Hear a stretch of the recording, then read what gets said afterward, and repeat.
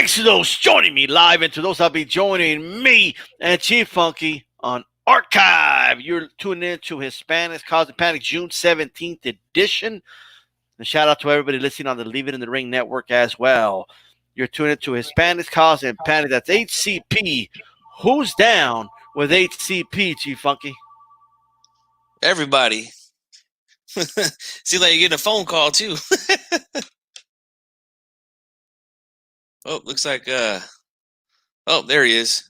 Had to turn that off. I apologize about that. Terrible time. Hold on. What the fuck, bro? Hold on. Fucking shit, dude. Anyway, but we're live nonetheless. We'll have to edit that one out, but nonetheless, man. God damn. What a horrible time to be calling me. But with that said, we have a great show lined up for you guys, man. You know, we're going to be talking about, Demarco, Santillan. Was that fight a robbery or not? We'll definitely cover that.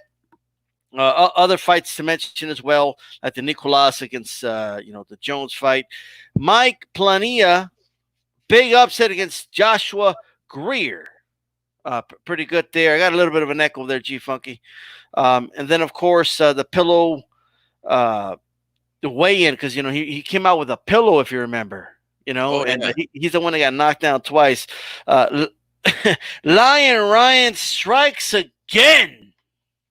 He struck again, although it's not really him, bro. But De La Hoya throwing shade his way. We're going to talk about that.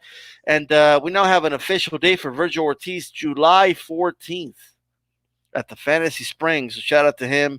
Berchelt will be, fighting Valenzuela. And Crawford, who's he going to be fighting? We're going to talk about that. And, of course, Pacquiao, potentially fighting Crawford, man. Definitely something I want to talk about.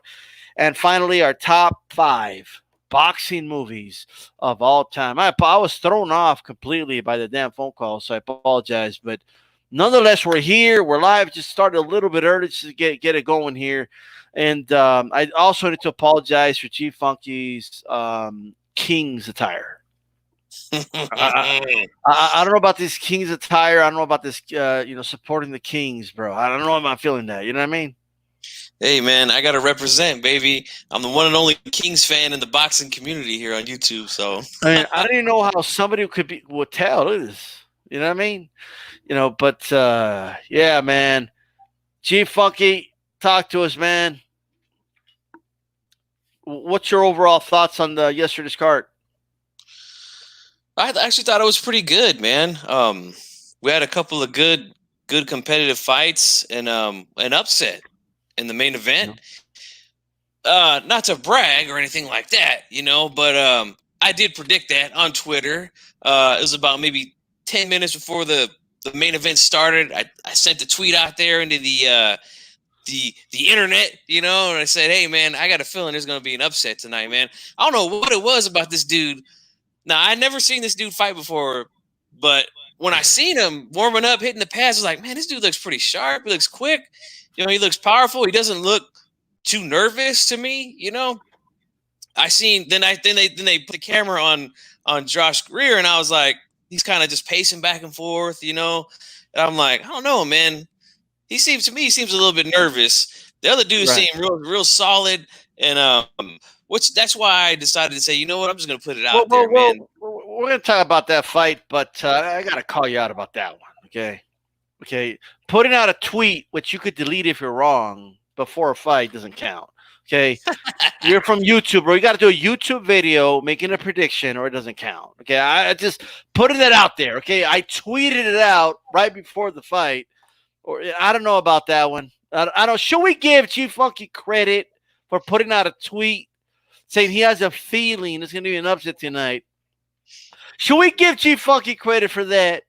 I don't know, man. People put the tweets all the time, G Funky, and when they're wrong, they delete the tweet. You know what I mean? When they're right, they leave it up. You know what I mean? But we'll talk about that fight for sure, though. No Pa Boxiano says, sup, HCP. He's down with HCP. BFTV in the chat as well says, what up to D-Style and G-Funky. Ray says, what's up, guys? DJ Mexicano de Tejas says, what's up, D-Style and G-Funky. BFTV with the super chat says, salute to my family. Thank you very much for showing support to Hispanics causing Panic. Marquez Johnson on here says, salute, fam. A-Rod on here as well. How's it going, man? Chicano Prophet, I got it right, too, he says, with the sunglasses emoji.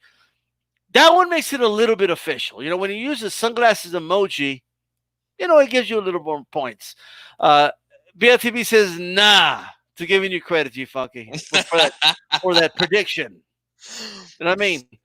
Well, I'll take your advice, man. Next time I get a gut feeling, I'll just go live real quick, you know, give my thoughts. But I did get it up there, man. You can always check the time, and, you know, you could coordinate it with the TV, you know.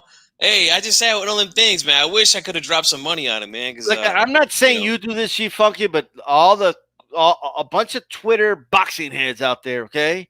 They're always, it never fails. Oh, I think so-and-so's going to win. Watch. And when they're wrong, they delete the tweet. When they're right, they let everybody know. They send screenshots, and they start doing videos on YouTube about it, saying how, everybody was wrong. I was right. And you got to do it official, G-Funky. On Hispanics causing panic, is that dude going to beat Berchelt? And Berchelt's upcoming fight. So call it now. Don't tweet it. You know, don't sneak tweet it. That's a sneak tweet. You know what I mean? You can sneak in a tweet. I'm still a little new to Twitter, so you know, I just grabbed my phone real quick. I said, I'm just gonna put it out there real quick because the fight was just about to start. I'm telling you, it was probably within the 10-minute mark before it started that I decided to send the tweet out there. But it's there, man, and you know, we're gonna talk about that fight a little later. So sure, let's start with this one, man. Right out of the gate, you know, before you give me your thoughts on the fight, what are your thoughts on them putting and I hate using this term, but hey, the co-feature first to start off the night with a bang? You know what I mean? With a 10-round contest. What was your, you know, how did you feel about that? Well, it kind of threw me off at first because they're like, you know, being that there's no fans here and that we got to sanitize the ring in between the fights, like, we're, you know, right away going straight into the co-feature. So I'm thinking, damn, was there only 2 fights tonight? Like, it kind of threw me off. But then, you know, as obviously the showing on, they had it with 2-3 more fights in between. But I thought it was pretty cool because that fight, the Demarco, man, that was a good fight, man. I was really entertained by that one. And you know, I was a little bit busy in and out of doing stuff, and I'm like going back and forth, looking at doing what I'm doing and watching the TV. And the next thing you know, I was like, you know what, I got to stop doing it. I need to watch this fight. You know, like, this is a good fight. Threw you off. I kind of like it, man. I'm gonna let you talk about the actual fight, but as far as the how they started that, it threw me off too. I saw that they're going to play that fight first, so I thought it was going to be that fight in the main event, and that's it. Okay, you're going to be on for like an hour and a half, 2 hours, and that's it. Cool. You know what I mean? And so I go live, and then I see there's another fight. I'm like, okay, no problem. Maybe one in between fight, and there's another fight. And then there was those 2 fat dudes, and then there was another fight. And then finally, they finally did the main event. So it definitely caught me off guard. So while you guys are listening to the June 17th edition of Spanish Causing Panic, Chief Funky, are you down with HCP? Of course, man. It's me, G-Funk. You know what I mean? Like G-Funky still can't get it, but it's all good. All right. But that's what happens when you're a Kings fan. You know what I mean? Oh, there we go. They can't get anything right. Okay, but in all seriousness, Demarco Santillan, how did you see that fight, G-Funky? And was Demarco shafted, in your opinion? Man, you know, I have to say I think he was. But I don't think it was that bad. Like, I think the fight was close. Demarco surprised me, man, because the guy had been in so many wars, you know. There's only a few times where I've actually seen him fight where he's been outclassed, I guess you could say. One of them was against Adrian Broner. I mean, he had no shot in that fight, but yeah, that too. Yeah, just a couple of times I've only seen him where he's been, you know, kind of out of a fight early. But he was there, and he said, you know what, this guy's, you know, he's a young dude. I'm gonna come out here, you know, put some pressure on him, throw some tricks at him, see how he handles it. And I think it did definitely screw him up a little bit. I keep forgetting the dude's name. This is the first time I've ever seen him fight. But Santillan. Okay, yeah, he looked real like confused at times. Like he didn't know what to do. Especially when he was catching Demarco, because he was catching him mid rounds. He was starting to land some leather on him, and Demarco was pounding his chest, like, he's telling him, "Come on," and he's like, that kind of shocked him in a way. It looked like to me, But there was a lot of close rounds, but I did give more of those close rounds to Demarco. I felt like he should have got the nod, but for me, it was one of those fights that could have went either way. So I wasn't too upset that he lost, but we'll see what they're going to do with this dude, Santillan, man.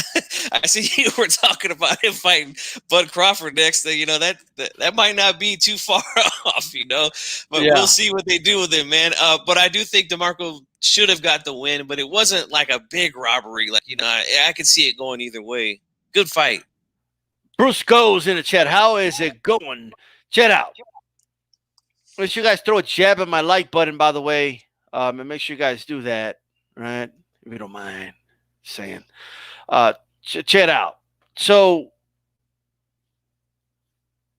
early on, it looked to me anyway like Santillan was going to end up winning this fight. That's just how it looked.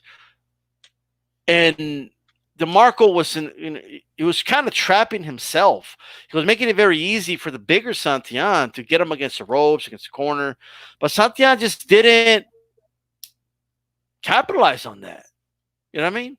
He couldn't capitalize on that whatsoever.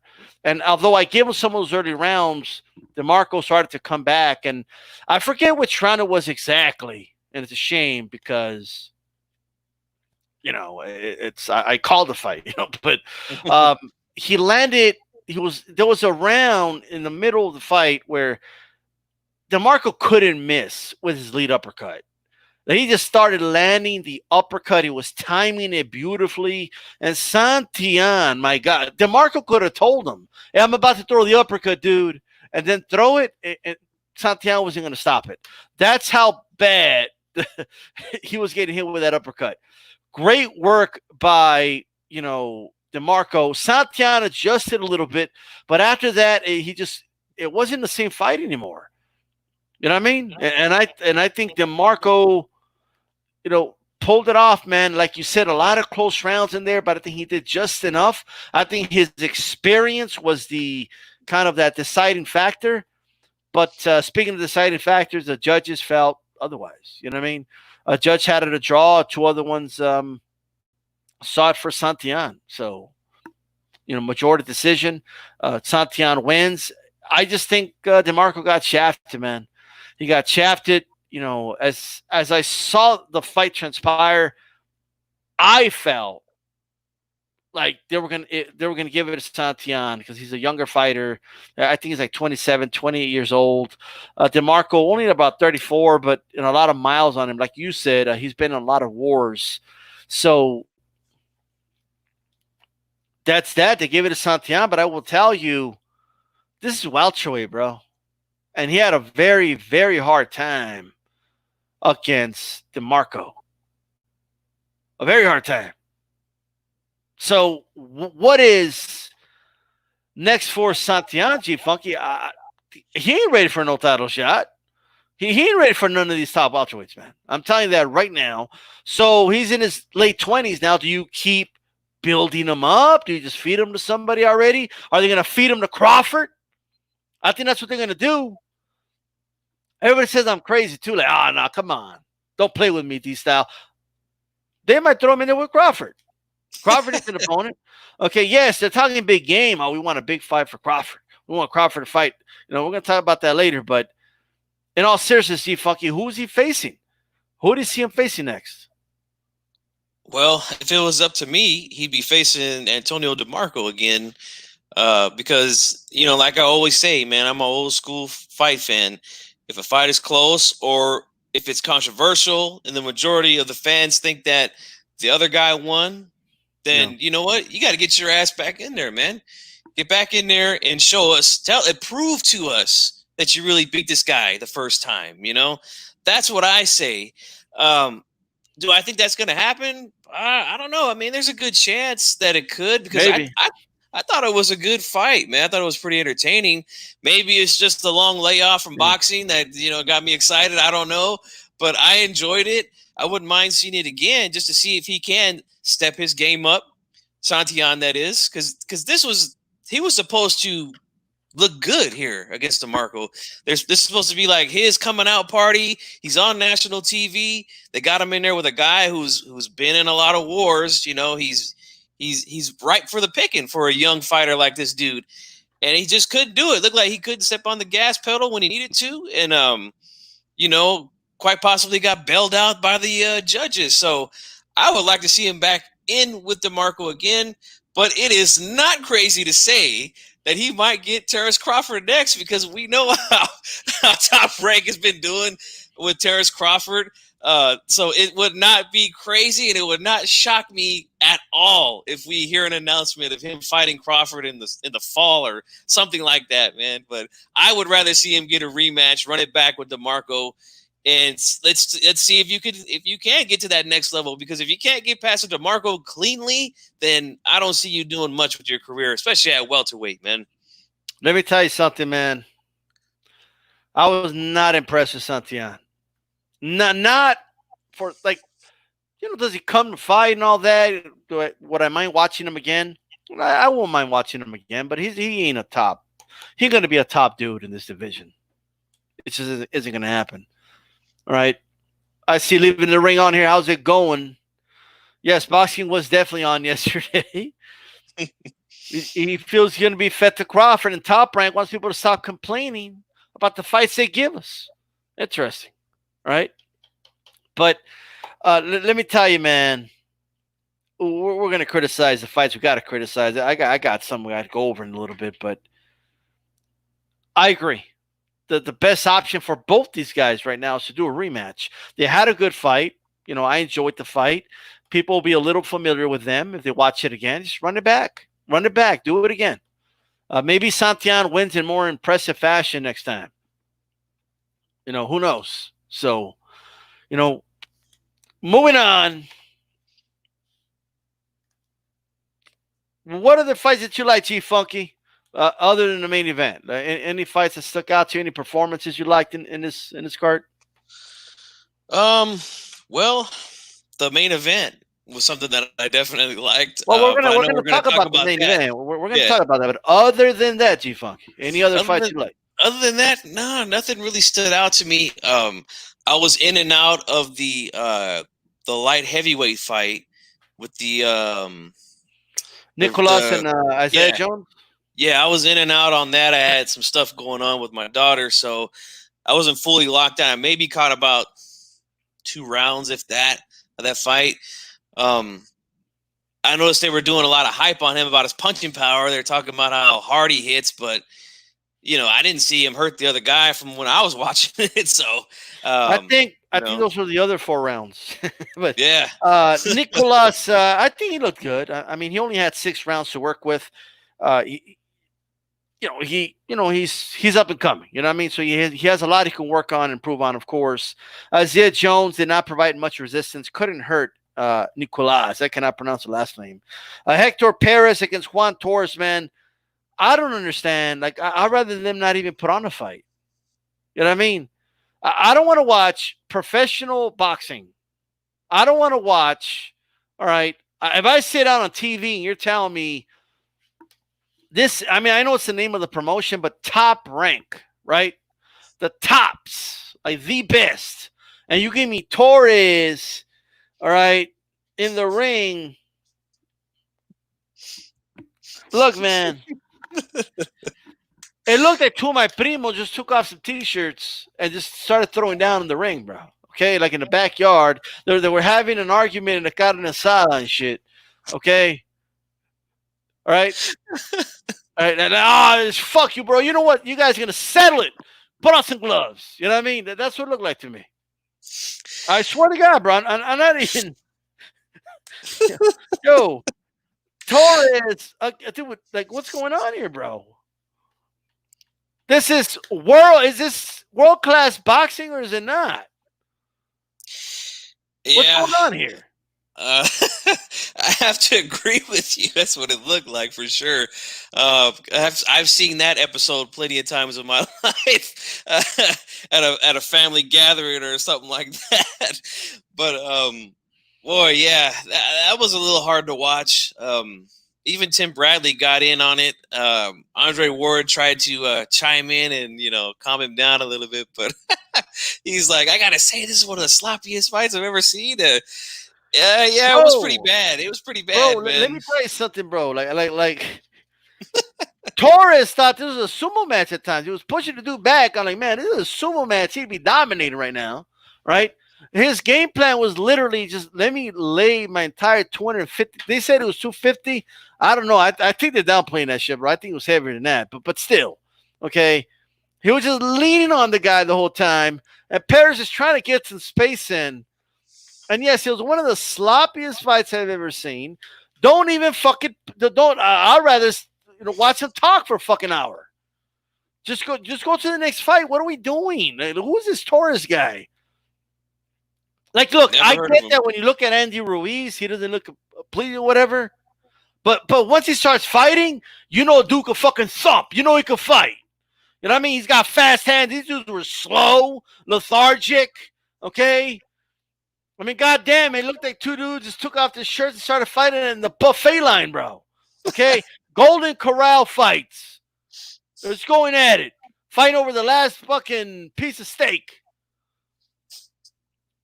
That's what they were doing.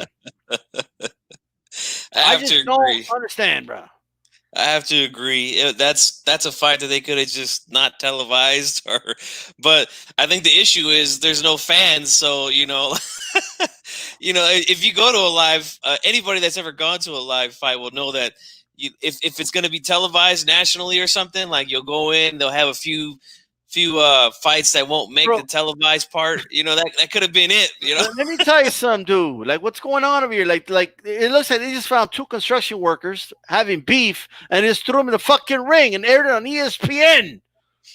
ESPN, where they put Monday Night Football, bro. NBA, some of the best athletes in the world, premier soccer leagues and shit, even great boxers and all that. And you've had Crawford on there. You're gonna put two construction workers, bro. All right? Because they had some beef. Or they were fighting over beef. Whatever it was. I can't. God damn, bro.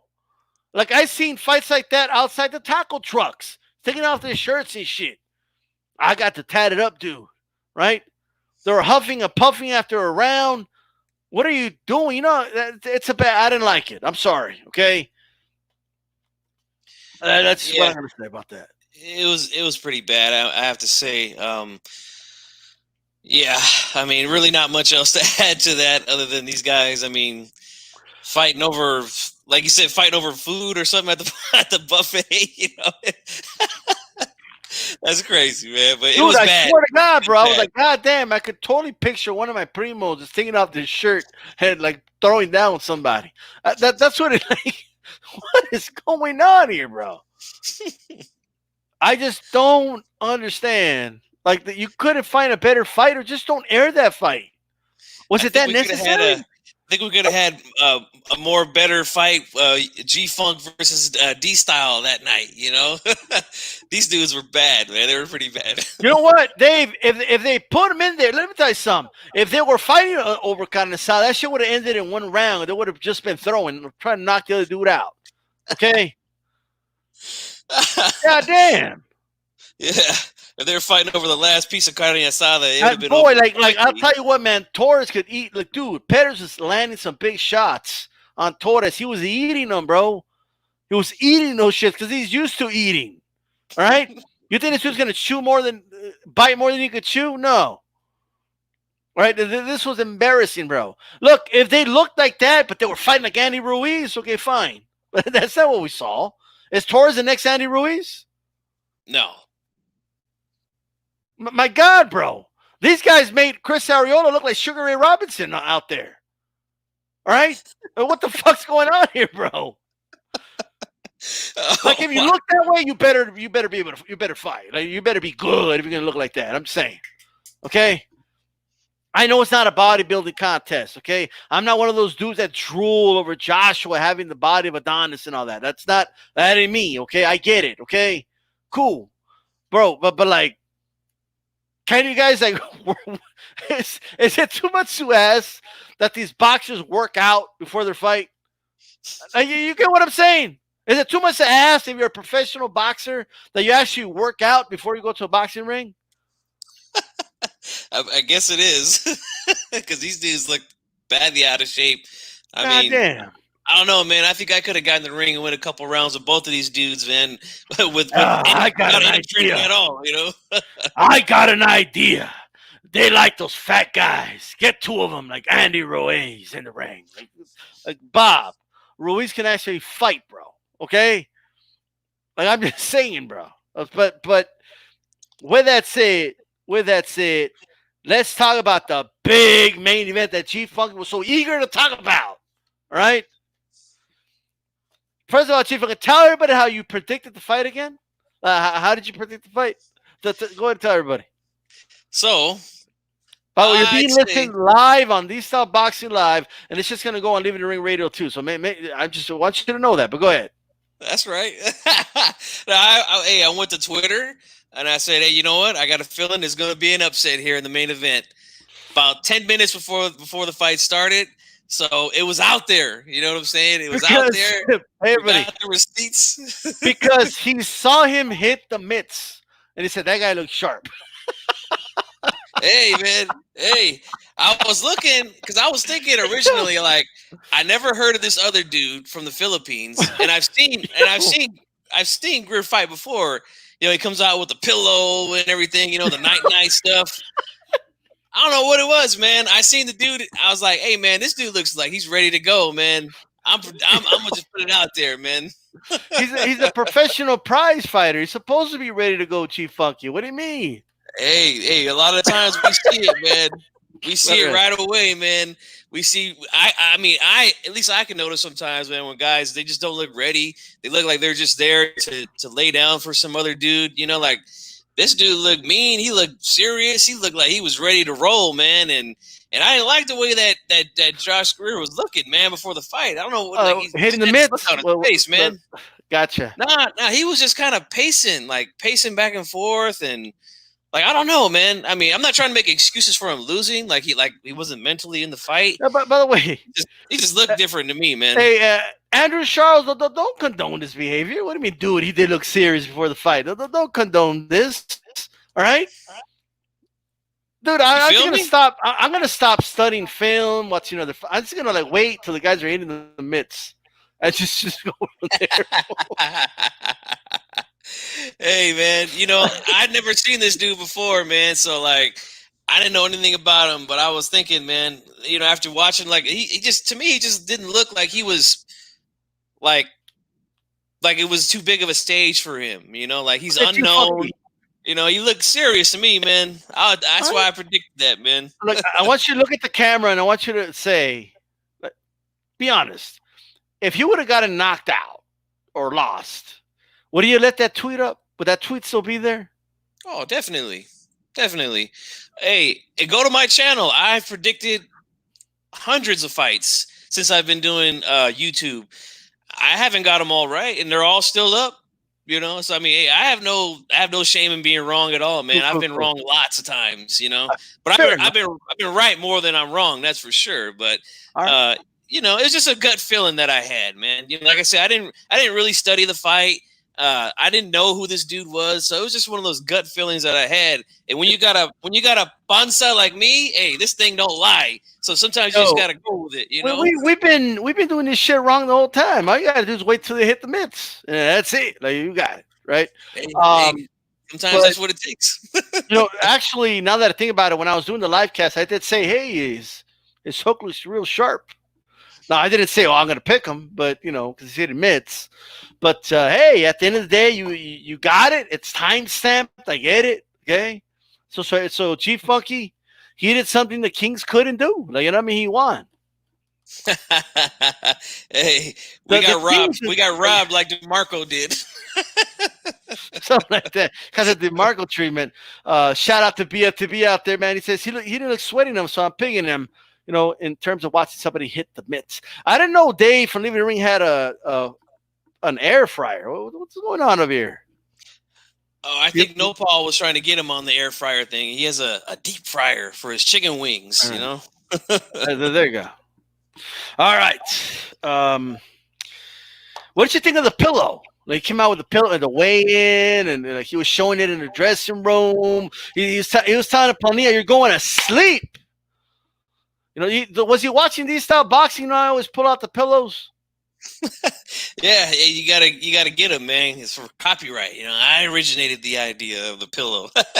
No, but I like Night, man. I think he's an entertaining guy, but hey, things happen, man, and now he's got to go back to the drawing board. Yeah,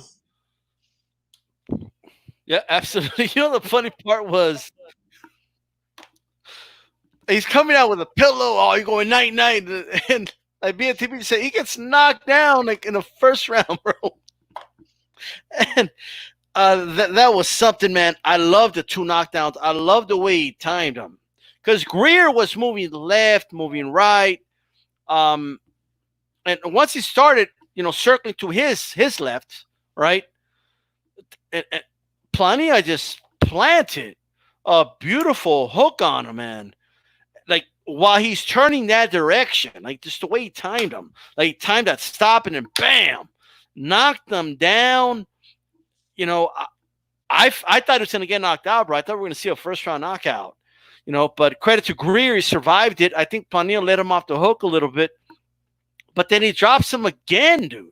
Like, it looked like Greer was getting some momentum, and it was kind of annoying me a little bit because Greer was winning some rounds, but he was just like kind of like pot shotting him. He wasn't hurting Plania, and before you know it, Plania drops him again, but this time right in the end of the round, right before the round ends, round 6, Plania drops him again, just the way he timed him, man. A very awkward hook that he throws as well. And I think Greer was just having a hard time timing it. He also hit Greer with a lot of right hands. There was also a round, I believe, round 3, if I'm not mistaken, Plania was landing some beautiful straight rights to the body of Greer. Like, he just kept throwing them over and over and over, and it was opening up Greer upstairs for some hooks. And, man, Plania looked good there, man. He looked good. And I went back, watched it again. I don't know if I'm crazy, because everybody's getting on the judge that scored it a draw. I scored it a draw, bro. Well, I think I'm going to have to get you some bifocals, No, bro. Let me explain. So, I don't know how many people actually sat down and scored it round by round. I did shit live. You know what I mean? But first of all, he lost the last 3 rounds, bro. Like, you know what I mean? Like Greer was on his ass in the last 3 rounds. So that's one. I believe, what was it? I think the 7th round was a very close round that I believe could have gone either way. And I gave that one to Greer. So, but hey, you know what I mean? If I give that one to Plania, which is you could definitely do, I would have Plania winning. But I think there was some rounds that I feel like Greer just edged out, but he wasn't doing anything spectacular, but he was just edging him out. The rounds Plania won, like he knocked him down, he hurt him, like they were dominant rounds. And I think that's why people get that sense that he dominated the fight. But if you score round by round, it's a pretty close fight, in my opinion. But how did you see that? I only agree with you saying that he won the last 3 rounds. Those were the only rounds that I gave to Josh Greer. Oh no! I felt like as soon as he got clipped with that left hook, and let me talk about that left hook real quick. That thing is like a ball and chain. The way he throws it, I mean, he just swings that thing. It comes real wide, but man, it is super quick and powerful with great timing. But I like how he set it up because he was throwing these like fast flick left jabs. They didn't have a lot of power. They were just real quick ones. And then he would boom wing that thing around, and it surprised the hell out of him. What I saw was once he got hit with that left hook and tasted the power and the speed of this dude, he went on the retreat. And I felt like he gave away a lot of those rounds. I don't feel like Pineda was really effective, like an effective aggressor, but I just feel like Josh Greer was just doing too much moving, and he wasn't doing enough fighting to win most of those rounds early. It was very hard for me to give him rounds like the first 5 rounds. Man, I was like, man, I don't think I've given this guy a round yet. Then as soon as the 6th round came, I could see that he was like, okay, maybe I can go back and start doing what I originally planned to do here. So I seen him starting to open up a little bit more, letting his hands go a little bit more, and then he got caught again. So then it took him 8 rounds to figure out, like, you know what? Smother this dude. Get on this dude. Right. Get on the inside. Like, do something different. You have to do something different at this point. 8 rounds, that's too long, man. I feel like the corner really let him down in this fight. They should have been telling him right away, like, you know what? Stop moving away from this dude so much. Get in there and get on the inside of this dude because he needs that distance for that left hook. That was the one punch that was hurting him and doing some serious damage. I hear you, but like this idea that Greer didn't do anything before is not true. He was throwing rights to the body, which tired out Plania. That's why Plania was out of gas, bro. Okay, and so I feel like he did a little bit more than I think. Not just you, but I think a lot of people are. I don't think enough people are giving him credit for what he did do. I think the big moments belong to Plania, the 2 big knockdowns. We hit him with a right hand and he would fall back against the ropes. And like, I'll give him credit for that all day. However, you score a round based off of an entirety of 3 minutes. And I think he squeaked out some of those rounds in the first 8 rounds. I have to disagree, man. I mean, I felt like he was just doing a little too much moving and staying away. Like he just didn't want to get hit again. He was really very in and out. And, I mean, not to say that some of those rounds weren't close because there was rounds where Plania himself wasn't doing much, but then he would throw, hard shots and they would clip him on the way out. So I was giving him those rounds. But what I want to say is I like what they did when they made the adjustment because he came forward at him. He smothered him, started to get on the inside of this dude. And I do think that he was starting to tire him out a little bit. He was landing some nice short shots to the body on the inside, and Plania had no answer for that. His only answer to that was to just hold. He would just hold Josh Greer and force the referee to break him. So I got some ammunition, bro. I got some ammunition for the Canelo fans right now that I'm about to hand over to them. You ready? Yeah, go ahead. Because G-Funky dislikes Greer doing all this movement. Okay. But he loved all the movement, Lara did against Canelo. He loved that move. G-Funk couldn't get enough of that movement. When it came to that movement, he dominated Canelo. He easily won that fight. Canelo didn't do anything. So I'm just going to throw that ammunition out to the Canelo fans, G-Funk. And I'm going to catch it. Throw that out there. I'm going to catch it. I don't think he was afraid, bro. It's just he was sticking and moving, and he squeaked out some rounds.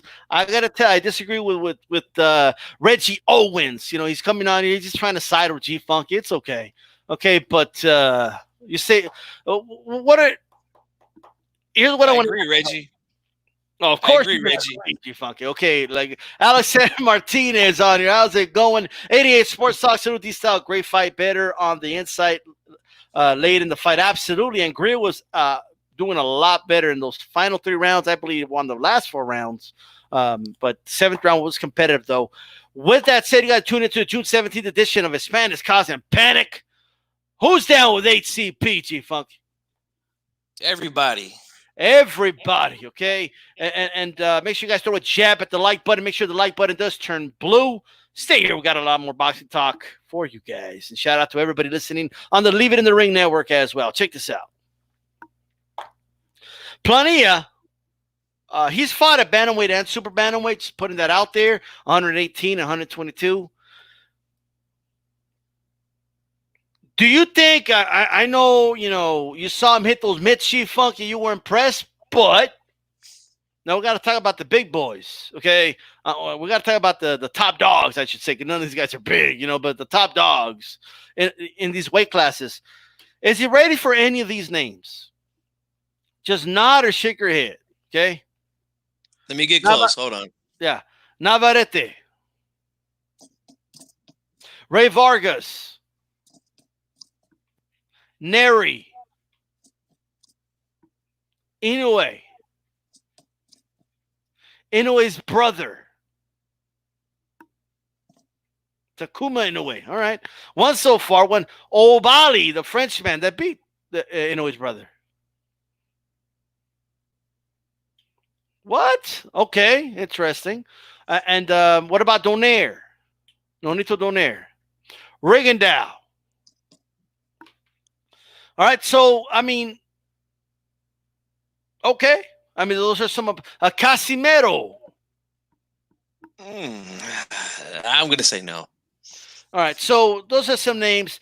By the way, can they stop talking about Neri fighting at bantamweight? Can we just stop this already? Somebody get the scale on the show, please.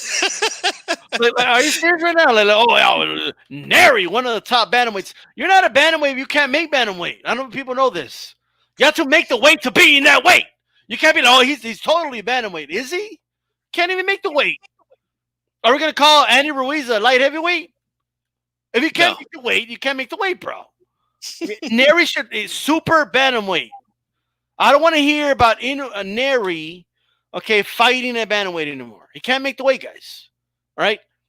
He didn't even try at the weigh-in. But yeah, he could fight Neri as well at super bantamweight. Okay? But they kept putting him up there on ESPN screen like, Neri. One of the top bantamweights. Like, they had his name highlighted. I did see that. Are you kidding me? But anyway, he's got some options, bro. He's got some options. So, Plania, big win for him. Should he just go straight for a title shot, G-Funky, or what? Because I don't know if he's going to have this chance again. You know what I mean? Yeah, that's the thing, man. Who knows if he'll ever get a shot at one of these dudes at the top of that division. But I'll be honest with you, man. I don't think he beats any of those dudes. I don't think he beats Josh Greer in a rematch if they have a rematch. I think that they figured him out.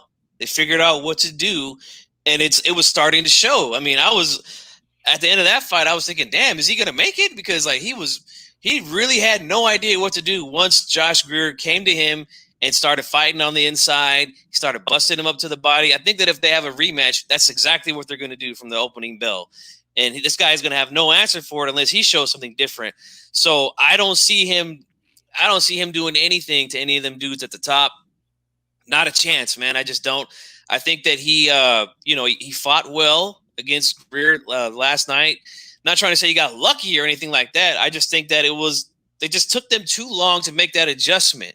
It took them too long and it cost them the fight, man. So that's what I think, man. I think if he's going to get his shot, take it now and see what happens. You never know. One of those wild, or I shouldn't say wild, but one of those whipping left hooks that he throws. He just whips that thing around. Might land on one of them dudes. Hey, might do some damage. You never know. Right. But I don't see it, man. I just don't think he's that good, to be honest with you. I think he's okay, but I don't think he's that good to be at the top of the division or beat any of them dudes at the top of the division. Right. What if he improves his mid game when he hits pads? Then maybe I might predict him upsetting again. All right, man. Let's move on to this other thing here.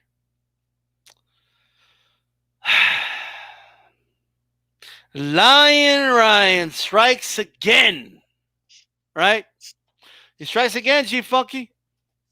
Oscar De La Hoya puts out a tweet. It's ironic because remember we were talking about who has a better future. Vergil Ortiz or Ryan Garcia, right? We were talking about that last week. And then like 2-3 days later, that tweet comes out. It's a coincidence, of course, but the reason I put that out there is because they're both Golden Boy prospects.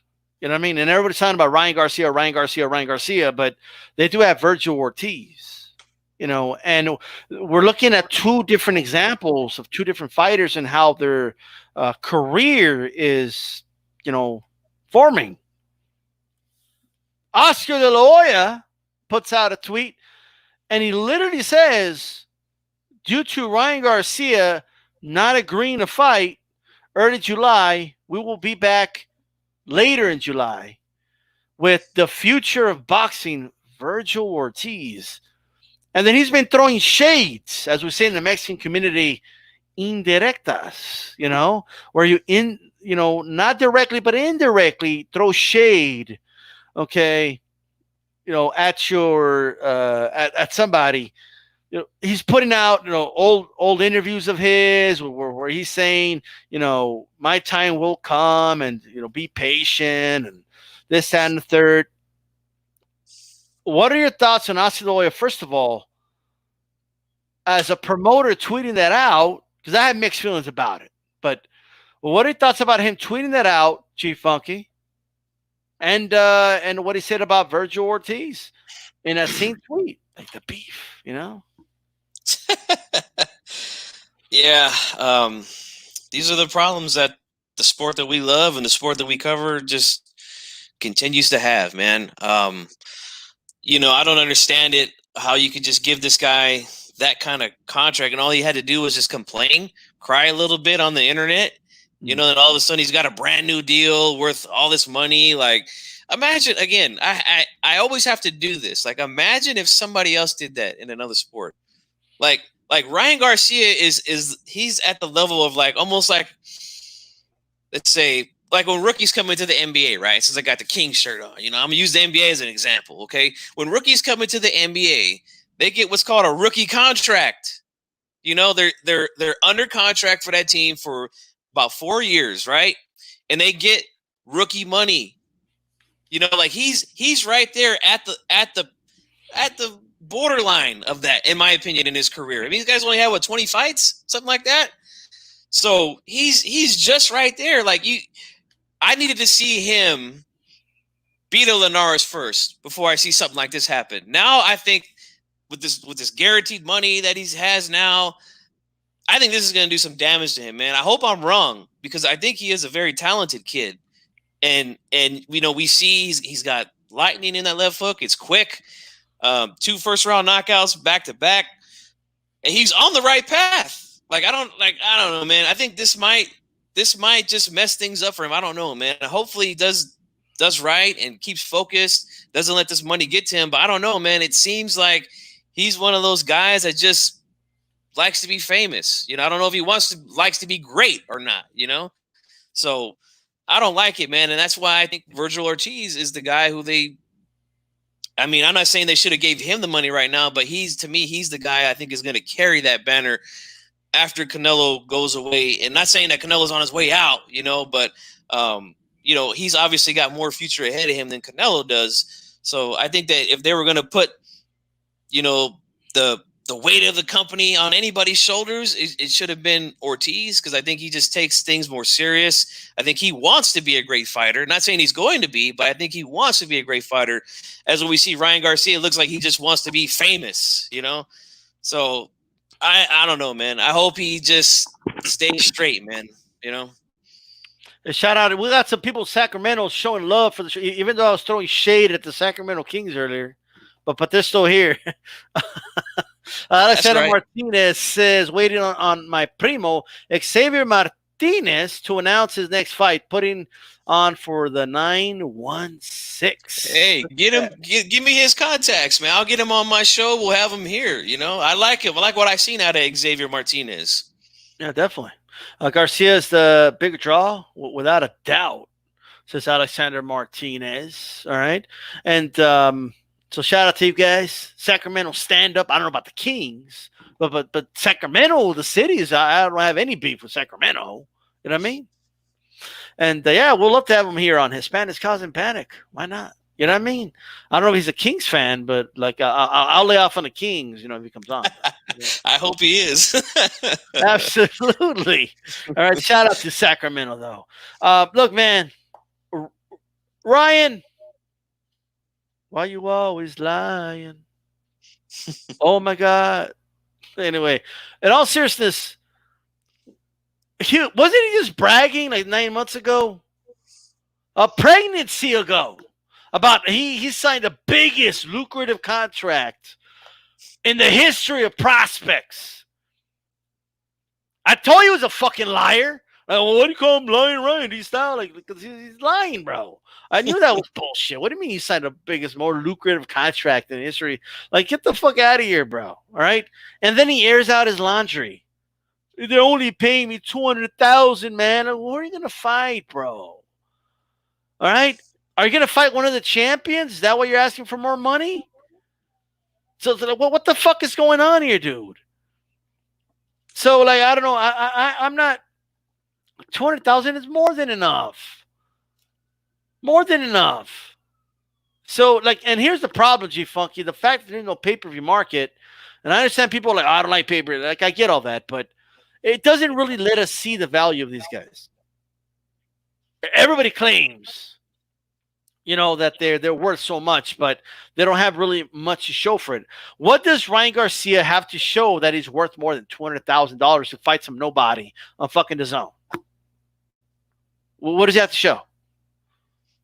Because he tweeted out that he's having a rough day, okay, and a bunch of teen girls retweeted it.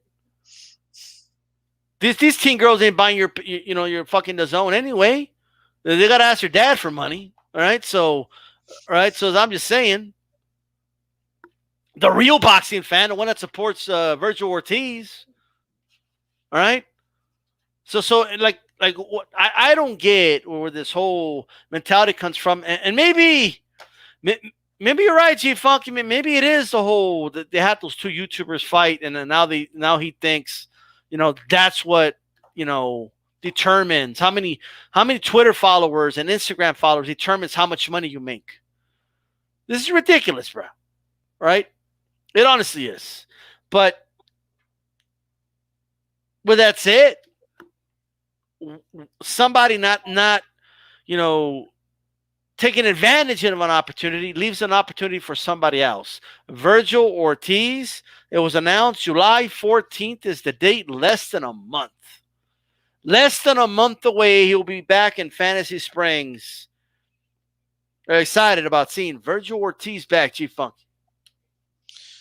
Definitely. I like what I see out of that kid. I think he is the goods, man. I think he's got it. Not only does he have the skills, but I think he has the right mentality when it comes to how he handles himself, training and things like that. Like, I don't see a lot of nonsense with this kid, and I like that.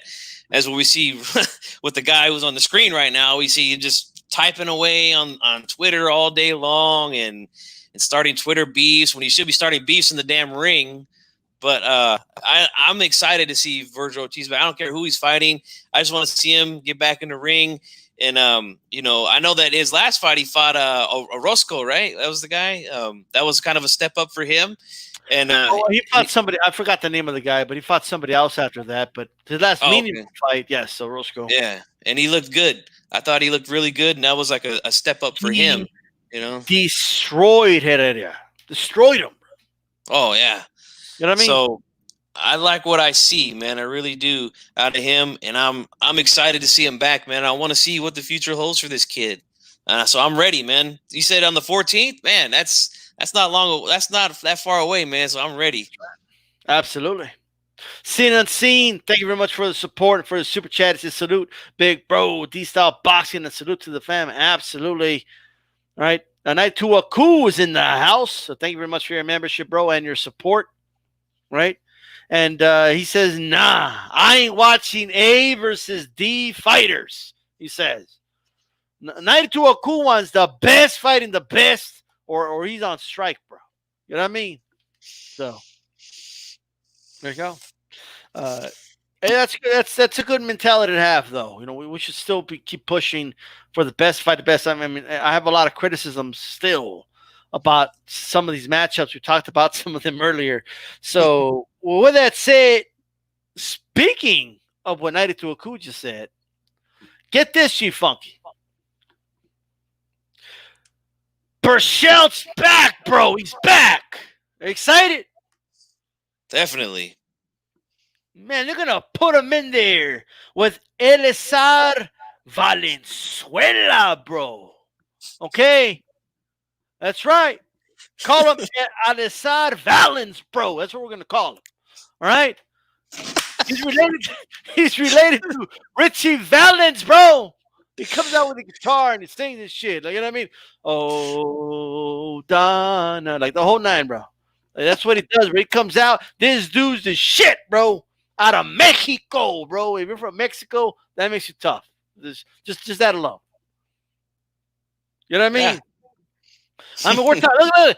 Joe Love is 40 ounce asking me who? What do you mean who? I just told you, Elizar Valens, bro. All right? Who? He's 3-3 with 1 no contest in his last 6 fights. And is coming off a TKO. Dude, this dude, he has a knockout highlight reel, bro. Of him getting knocked out. You know what I mean? And he just got knocked out in his last fight. And I'm going to throw him in there with Berchelt. He just got knocked out. And let me repeat this to everybody. Right? Berchelt's arguably the best 130-pound fighter in the world. This dude is 3-3 with 1 no contest. Got knocked out in his last fight, and they're gonna throw him in there with Miguel Berchelt, bro.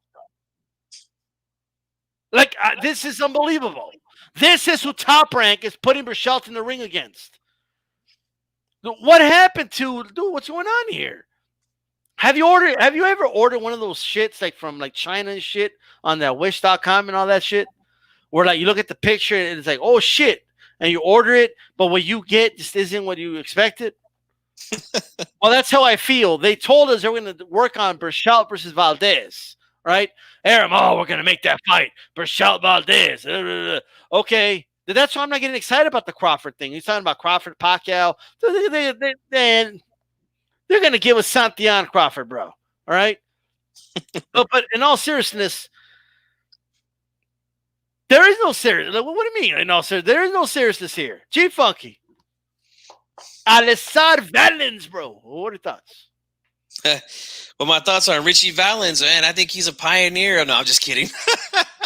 No, but I don't know. Never heard of the dude. I know he's about to get stopped. That's what I do know. And the only good thing that I could see coming out of this matchup is maybe, well, a couple good things. One, a good highlight. Let me brace myself for this one. Go ahead. A good highlight reel knockout. You know, those are always enjoyable to see, and keep the Valdez fight intact. Because there's no way he's going to lose to this guy. So if he wins, you know, let's see it, man, because that's a good fight right there, and I want to see that one. G-Funk is bloodthirsty, bro. Yeah, he wants to see a knockout. So this quarantine, he's like, I didn't see a knockout. You know what I mean? Like, he don't even care if it's a mismatch. He just wants to see somebody get brutally knocked out. First of all, he better win by knockout. And if this goes decision, I'm gonna shred Berchelt. Right? You better not. If this dude goes more than 3 rounds, I'm gonna be pissed off, bro. Okay, but yeah, 92 Aku just stole my line, bro. But he said, "R.I.P. Richie. When this dude gets, his brother's gonna be there, bro. Probably when Berchelt knocks this dude out, bro. Okay, Elizar, like, you know what I mean? This is gonna happen, bro. Elizar Valens, bro. Elizar Valenzuela. I can't believe that. What, they couldn't find anybody. There was nobody else. Like, nobody wanted a title shot nowhere in the world, anywhere. I'm expected to believe that. Am I expected to believe that, bro? What about the dude that just beat the gold medalist, bro? Aidan Gonzalez. He could have given him a shot. I would have taken him. Oh, the guy that beat Rubensio Ramirez. I would have taken that dude. By the way, Dave found him. But I'm waiting for more details to get more information. Oh, yeah. Yeah, that Dave was on like a, you know, he went on an investigation. You know what I mean? Like, but that's it. I never go hiding. Like, Dave will find you. Like, you know what I mean? But salute. What's up, that Dre Finest, man? Saying salute to Bruce, man. He says, you know, all hands on deck. The DMV is on deck. Well, what's going on to you, bro? And shout out to Chicano Prophet, still holding it down. Make sure you guys throw a jab at my like button, though. You know what I mean? Press the like button, jab it, throw 9. You know what I mean? Because the jab is the most important punch in boxing. When you utilize a jab to the like, that sets up the cross to the subscribe button. And then you get that beautiful Demarco uppercut to the bell button. That way you're notified every time D-Style Boxing comes on live. You're tuned into June 17th edition of Hispanics Causing Panic. Who's down with HCP, Chief Funky? You know me and everybody. That's right. Check it out. Check this out. Let's talk Crawford. Do you mind if we talk a little bit of Crawford, Chief Funky? Let's talk some Crawford. I love Bud Crawford. That's right. I'm having a Bud right now. You know what I mean? Like there you go. Bud Crawford. And again, once again, shout out to Seen and Unseen. Boxing Scene article out. Arum's bragging about how he's getting along just fine with PBC now. No more beef with PBC. You know what I mean? And, he's talking about they want to, they're looking at a Pacquiao fight, Ugas, Porter, Spence, like everybody, basically, all the top dogs. You know what I mean? I'm expected to believe that they're not going to throw him in there with Santillan. I'm expected to believe that. I'm just waiting for that. When that fight gets announced, remember me, okay? I hope I'm wrong. But I'm saying. Do you? What sense do you get, Chief Funky? Like what spidey sense do you get when you hear about Arum talking about this? Do you believe them? You think they're genuinely trying to make one of those big fights? Like what sense do you get? I don't know, man. My senses don't get going until I see somebody hitting the pads. You know what I'm saying? I was just joking around, but I hope and pray to God that they make one of these fights happen. I need to see Crawford. Like, good man, I love Terrence Crawford. I don't want to make it seem like I'm hating on this guy, and I know that I get a lot of flack for hating on fighters. I love Crawford. I think he's the best right now, pound for pound. I said it. I think he is. But, man, I need to see this guy in there with somebody, man. Like, it's been too long. Too long. I mean, he was in there. The last guy he fought, what was his name? The Mean Machine? I never heard of this dude. I thought he was going to fight the whole football team from The Longest Yard, that Adam Sandler movie. Like, what is this? Crawford's taking on 12 guys or something like that? That's right. The Mean Machine, and he got buzzed in that fight, too. So, I mean, hey, it's about time they get this guy in there. I don't think that fight right there is going to happen. I just don't think Pacquiao is going to take that fight. I think that would be a bad move for him. I don't think it ends well for him. I'm thinking probably Ugas will be the guy who they give the shot to. And honestly, I don't think that's a bad fight. I like Ugas. I think he's very skilled. We know he comes from Cuba, the Cuban school of boxing down there. Those dudes are all very skilled. They know how to box. So I think that he'll give Crawford some good work. I don't think he's going to win, but I think he's going to give him some good work. I think Pacquiao is just too old, and I think that his style is just tailor-made for a guy like Terrence Crawford. He'll do a paint job on Pacquiao all night long.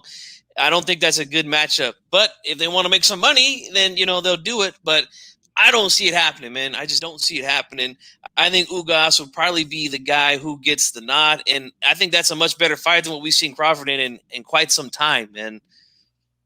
Yeah, Chicano Prophet says, I'm a big Crawford fan. I hope to see him do great things at welterweight while he's still in his prime. Let me tell you, man. I wouldn't mind the Ugas fight. There's a lot, like, I wouldn't mind any of those fights. But I obviously want the Spence fight the most. But I know I'm not going to get that. If they do pull off Crawford versus Pacquiao, that would be an announcement, Chief Funk, that ESPN and boxing desperately needs. You know what I mean? Like, if they announce that fight's going to happen, if they announce it during one of their telecasts, that would help their ratings. By the way, it peaked at 100 500,000 viewers last night, and the average of 350. Not bad. And by the way, not that much of a difference from the Shakur Stevenson and these fighters, which very few people know about. And so that's telling. But I think what it was, the fights being more competitive kept them a little more on there. You know what I mean? So I think that's a good sign, and I actually think those numbers are good. I know people are trashing those numbers, but these were like prospects. You know what I mean? And two fat dudes fighting, and and Demarco. Let's be honest, guys. We all expected him to get destroyed in that fight. Demarco was believed to be like washed up. You know what I mean? But with that said, the number's not that bad. Crawford. What about Kell Brook? I mean, is that a fight you'll be interested in, G Funky? I mean, yes, because again, this guy was just in there with the Mean Machine and Amir, Mr. Glass Khan. So I think a Kell Brook fight, I mean, I would take it, but I mean, I wouldn't be too excited for it, but I mean, it's better. Like, it's better than the Mean Machine. I will just put it out there. Better than a Santillan fight, But I mean, Brook, to me, I don't think Brook is the guy he used to be anymore. I mean, I don't even know the last time I seen this guy fight. So, that's a possibility too. But I would not. I would rather see him fight Ugas first, or even a Sean Porter if they decide to do that. I think that would be a real interesting clash of styles there. But Kell Brook, I mean, I'll take it, but it's to me. I'll take the Kell Brook fight for sure, and I agree. Better than Santillan. I think we're getting Santillan though. Yeah, this is boxing, bro. It's like, which one do you want to see? Anything but Santillan. All right, here's Santillan. Like here, they're giving us the menu right now. Like, who do you want to see? Man, all these are good. So, by the way, any one of these but Santillan, they're going to bring you Santillan, bro. You know what I mean? That's what they're going to do. But the Ugas fight might save us, though. You know what I mean? If they can make that fight happen, I don't see PBC really having a problem with making that one. So hopefully they do it, man. Ugas has have a win over Crawford in the amateurs, so that's a fight that they can make happen. Okay, and Alexander says a dream match for him would be Canelo versus Plant. Definitely a good topic to talk about in the future for sure. And but ain't fighting any name guys tonight at Tuaku, right? And the Nopal says Nary weight BR. What does that mean? BR. Am I missing some? I don't know. But I don't know, no, Paul. I don't know what you mean, bro. What do you mean, bro? With that said, who wins this fight, G Funky? If this fight happens this year or next year, Pacquiao, Crawford, ding ding, the bell rings. They both look good in the mitts before the fight, by the way. They're both gonna look really good. Okay, hitting the mitts, and they're gonna go to the ring. Who wins the fight? Without a doubt in my mind, Terrence Crawford. Easy. I think it's an easy win, especially right now. I would say probably within the last, if they were to fight 3 years ago, 4 years ago, I'm still picking Crawford to win. Maybe not as easy as I would now, but yeah, I'm taking Crawford here. Pacquiao put on, I thought it was a really good fight in his last fight with Keith Thurman. Showed he still has the power, showed he still has the speed, but I did see a lot of slowing down from him, especially mid rounds. And he, again, this has been an issue for him his whole career, is he can't get out of the way of a right hand. So Thurman landed plenty of clean right hands on Pacquiao that night. Wasn't enough to get the win, but he still landed plenty of them. And I see Crawford doing a Michelangelo paint job on Pacquiao if this fight happens, man. Yeah. Man, people saying that would be passing the torch, says Alexander Martinez. Chicano Prophet says Pacquiao passing the torch for Crawford would be great for boxing. There seems to be like a missing of the torch that we did not get this generation. And that would be something big right there for sure. Bob would have a cash out Pac, but he doesn't have Pac anymore. Pac's with PBC, from what I understand. But smokes Pac, says Andrew Charles. You know what? I agree. I think that is a terrible, terrible fight for Manny Pacquiao. And I think Crawford wins that fight. Might not be easy. I think Pacquiao wins 4 or 5 rounds probably in that fight, because of his activity and everything. But I think Crawford by around 5 or 6, like the 5th or 6th round, will take over that fight, and I think would win a pretty, convincing. I'm not going to say decisive. I'm going to say convincing decision over Manny Pacquiao. But you think it's easy, G-Funk? You think he smokes him? I do.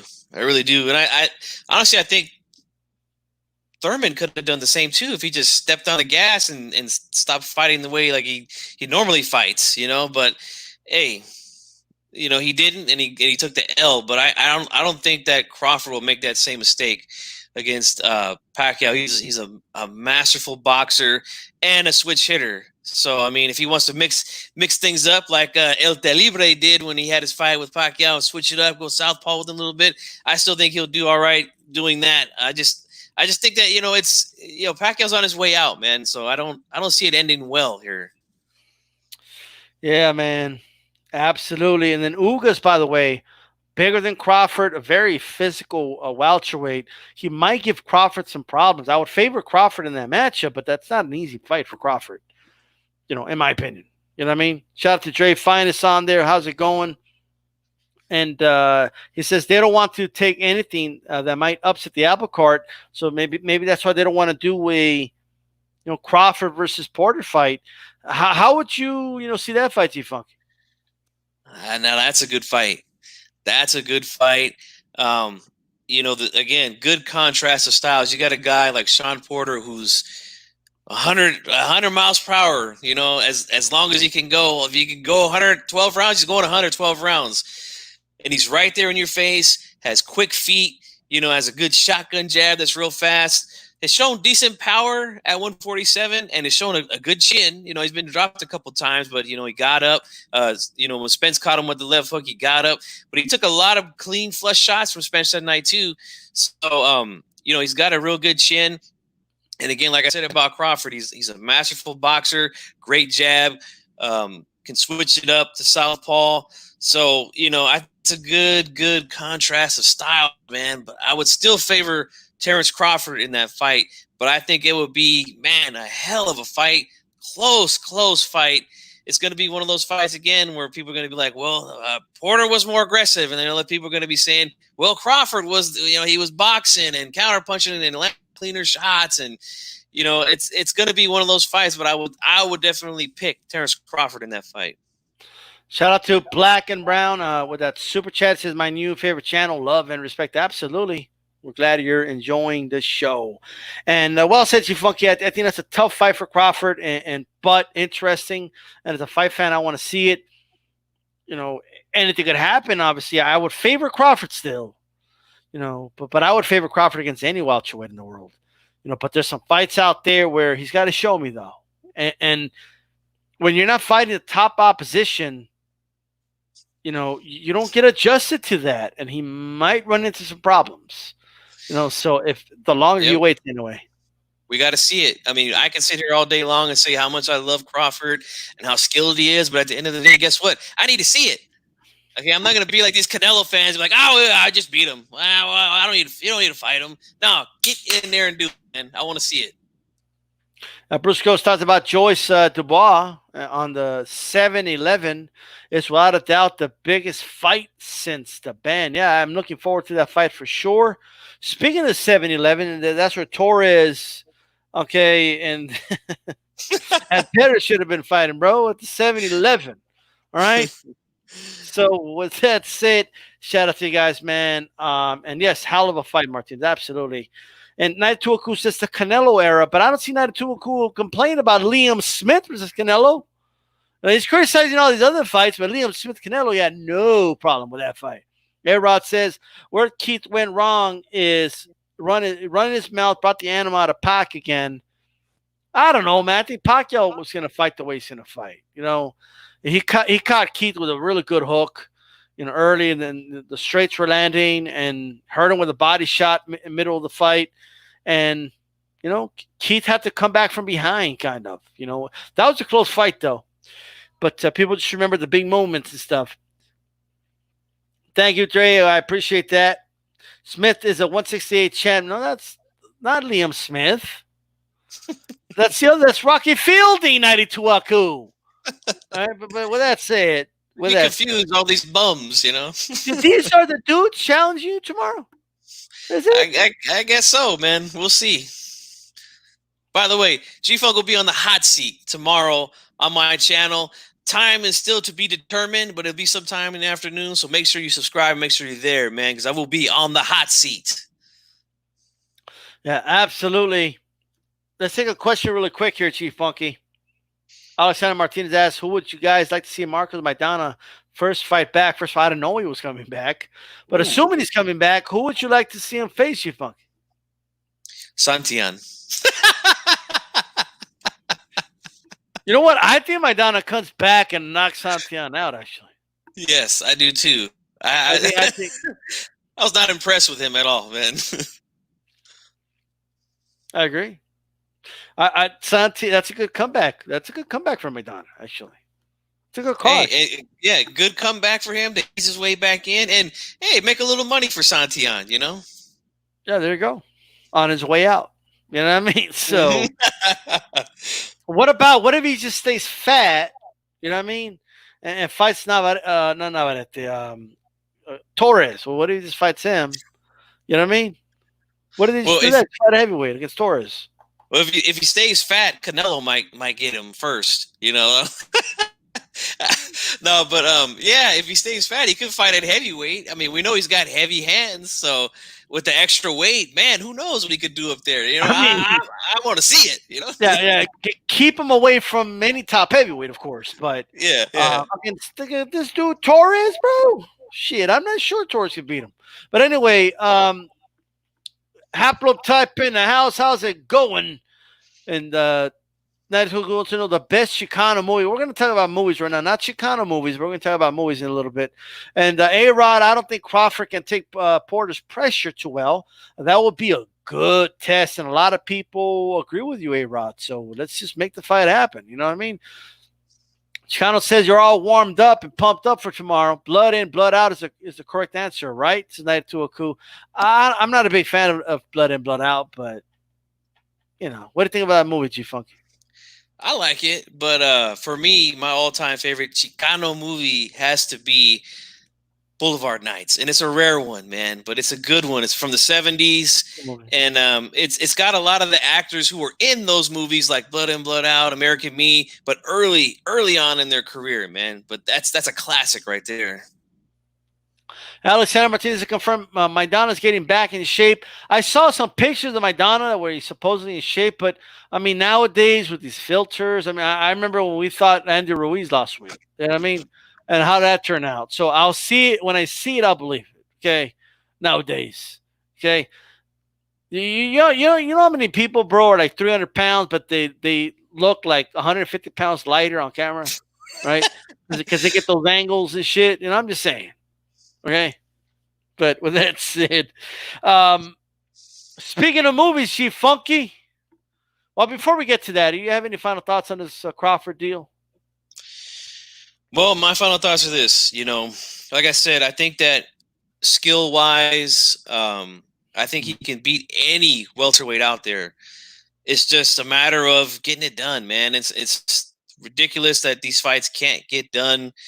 But it sounds like we're moving in the right direction. We hear Bob Arum naming some guys off on the other side of the street, like they say. So let's see it, man. Ugas, Porter. I mean, I'll take Brook if Brook is there. And of course, we all want the Spence fight, but that's another story. But I need to see him first, man. I don't want to crown him, you know, officially crown him the king of the division until I see him. You want to crown him? Crown his ass. Crown their ass. I want to go over this disappointing poll really quick.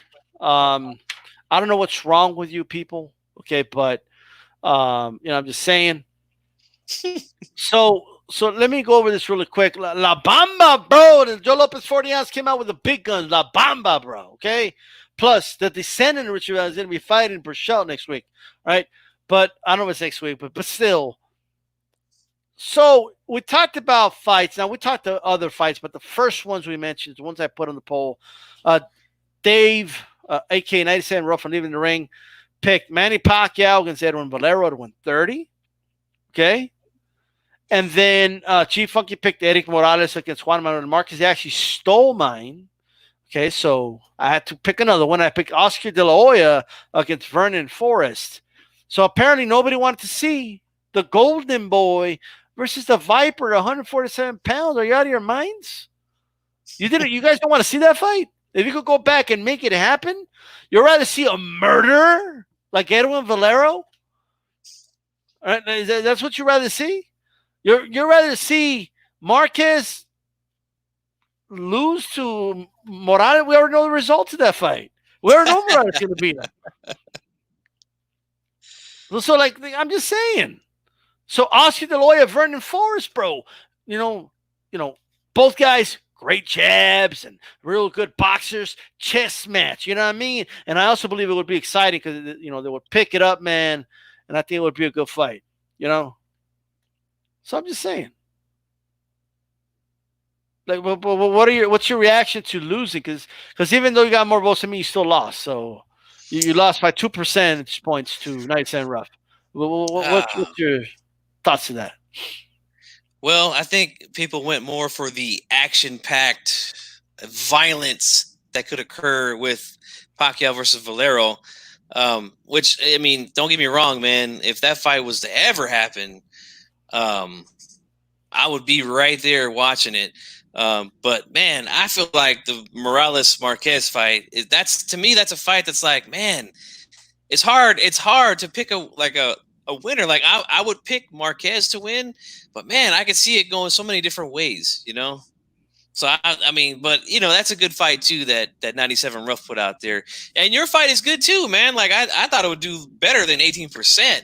Because Vernon Forrest was a guy who a lot of people don't know about, but man, Vernon was nice, man. Let me tell you. That's right. All right. By the way, you guys have my permission to get rid of that Jared guy. Okay, so whoever wants to get him, get him. You know what I mean? I don't want to see his comments. You guys can just remove them if you want at free will. Anybody with a wrench. Okay, whoever gets him first. But that's it. Look, man. In all seriousness, these are all 3 great fights. You know what I mean?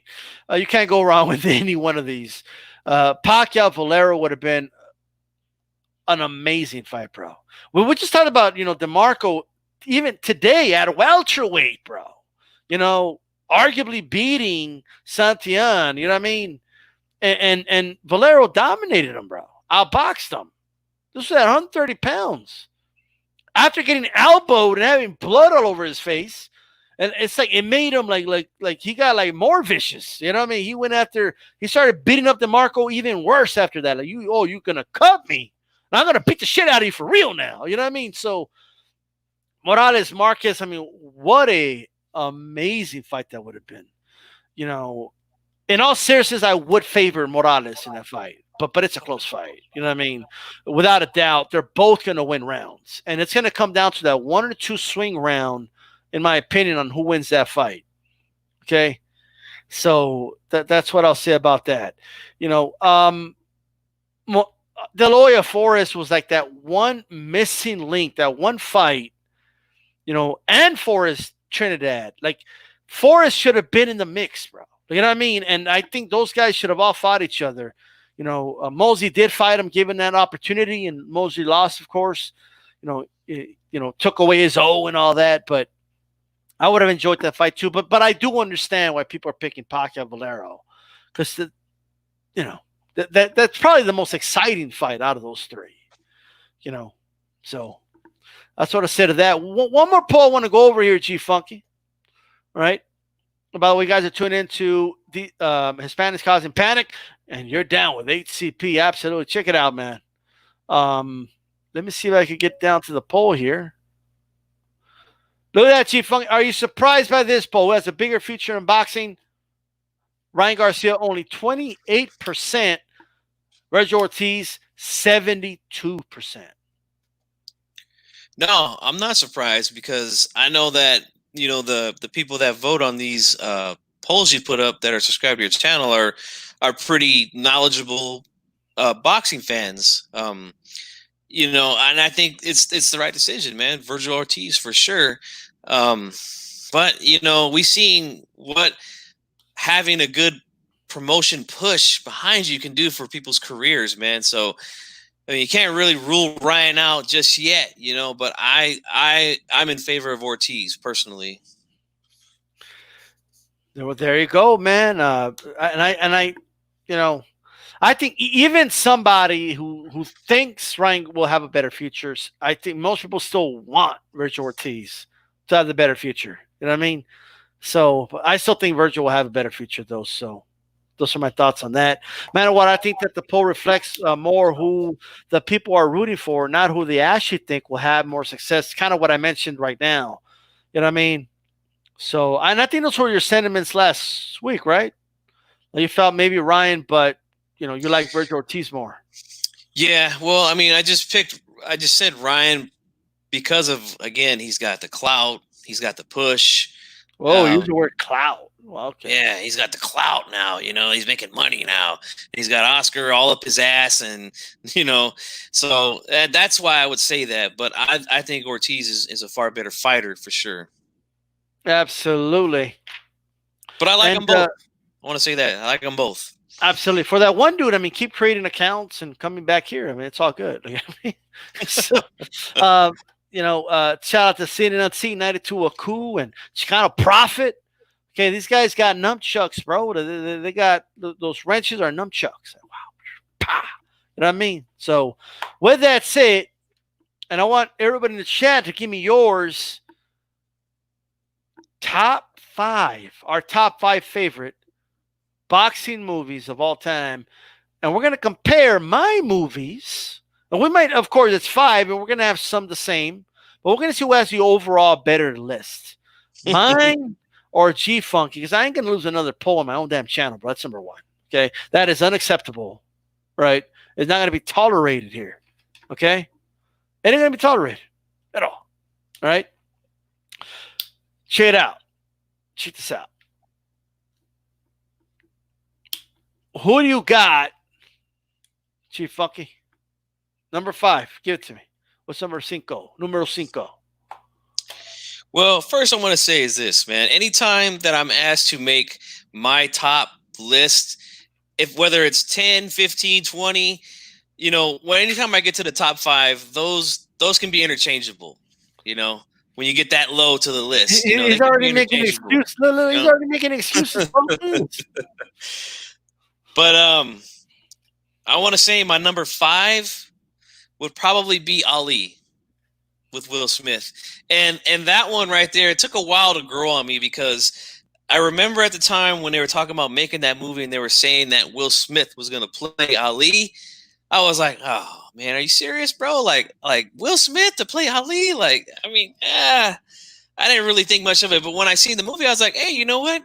He looked like him. You know, he got his body to look like him too, and he played the role pretty good, man. So that's why I put that movie in my top 5, man. It turned me around, you know, because I was thinking it was going to be kind of weak when I first heard about it, but it was good, man. I liked it. Absolutely. By the way, I just wrote down here to check on some IP addresses, which I'm going to do, by the way. Okay. But with that said, number 5 for me, okay, I'm going to land the Plania hook like he did on Greer in round 1. It's about to land right now. Okay. But I got The Fighter. All right. The Fighter, the story of Mickey Ward. I didn't grow up being a Mickey Ward fan or anything like that. I love the Arturo Gatti fights, of course, and I respect him as a fighter and all that. But the movie itself, although they kind of I'm not gonna lie, it's misleading that he won a title and you know what I mean. Like he didn't win any major title. That was like the WBU or something like that. Okay, but The Fighter, man, and great acting by Marky. I mean, when you got Marky Mark in a movie, bro, it should, you know, it's a success waiting to happen. You know what I mean? You got me beat with the actor. I got to give you that. Will Smith's a better actor, but the overall movie, but the star of the show isn't even him, bro. It's what's the dude's name? Played Batman? Oh man, now you're really testing my memory, man. I forgot his name, but it was Christian something, right? Christian. Yeah, somebody in the chat put the name. Santillan says trolling only showing the man character. I appreciate the super chat. I got paid to read about the troll. The troll made me money. Okay, but it's all good, man. And yes, Bruce goes. Bruce Boots Ennis should definitely be mentioned when in discussion regarding welterweights. You know what, bro? Hey, give Boot Ennis, give Santillan to him. Feed him. Okay? Give him Vergil Ortiz. Give him to one of those guys. They'll wipe the floor with Santillan, right? But back to the movies here. I got the fighter, Christian Bale, 92. I appreciate that. Christian Bale did a phenomenal acting in that movie, bro. He's playing the brother of, of Mickey Ward, and the acting is great. Okay, I mean, you could feel like how he's just a troublemaker, and getting high and shit, and he ends up in jail. Then he gets out of jail, and then there's friction with the family and the whole nine. That's what I got so far. All right. You did you like that movie, G Funky the Fighter? Yeah, I thought it was pretty good. I mean, I wouldn't put it in my top 5, but I thought it was pretty good. All right. Black and Brown says Bale is a great actor. Absolutely. What do you want to put in the top 5? But the boxing scenes are way better than most movies. You're right. Yeah. I mean, I don't expect much when it comes to the boxing scenes, when it comes to boxing movies, but All right, gotcha. All right. What's your number 4, G Funky? Okay, number 4 is a fairly new movie, but I like it. And again, I was surprised by one of the actors that was in it. Did a really good job that I didn't think was going to do good, and that was Hands of Stone. And the actor I'm talking about is Usher. Like, when I heard he was going to play Sugar Ray Leonard, I was like, oh, man. But you know what? He looked like Ray, man. Like, not only did they make him look like with his face and his hair and like his body and everything, but like even the way, I got to give him credit, man. The way that he moved around the ring was very similar to what Ray Leonard looked like. You could tell he really did his homework on the movements and stuff like that of Ray Leonard. So I like that, man. But overall, I thought that was a good movie, man. The Roberto Duran, Hands of Stone, man. That's my number 4. 92 says, I'm the new intern HCP fact checker. But where the hell is AJ10? I don't know where the dude's at, but you know what I mean? I wouldn't have these problems, bro. Like trying to figure out what Christian Bale is and shit. Like the show, we're in a panic, bro. You know what I mean? But good movie, man. Good movie. Not bad, not bad. Right. I have a fairly new movie myself. All right. This might surprise some people, but I actually thought the movie was really, really good. Like, really good. Like, when I went to the movies, halfway through the movie, I was like, this is a really good movie. And I left it, and, I've watched it several times. And when I watch a movie several times, it tells you a lot. You know what I mean? So, numero 4, Creed. I got Creed on there. All right. I was planning. I thought, dude, let me tell you something. When they announced they were going to make another Rocky movie, I was not for it. When they said it was going to be Creed, I was still kind of like, But I gave it a chance, man, and it won me over. You know what I mean? The first one. The second one's okay, but the first one, definitely a really, really good movie. I got to go with Creed. Good movie. Good acting, too, by Michael B. Jordan. I believe that's his name. Rocky as well, yeah. Yeah, well, I mean, we know Sylvester Stallone, yeah. But yeah, man, good movie, too. That's one I actually went to go see in the theater, and I went to go see Hands of Stone in the theater, too. And yeah, it was a good movie, man, but not in my top 5. Well, and somebody said that's because Sugar Ray would run and dance like in the ring like Usher. I mean, yes, but I think the acting was good. The acting was good, and big shoes to fill. Mm-hmm. What is your número tres? Well, my number 3 movie is a classic. And man, it's tough to not put it number 1 because you have an all-star cast of not only actors but the director. Man, all greats that put this movie together, but it's a classic, man, and that's Raging Bull.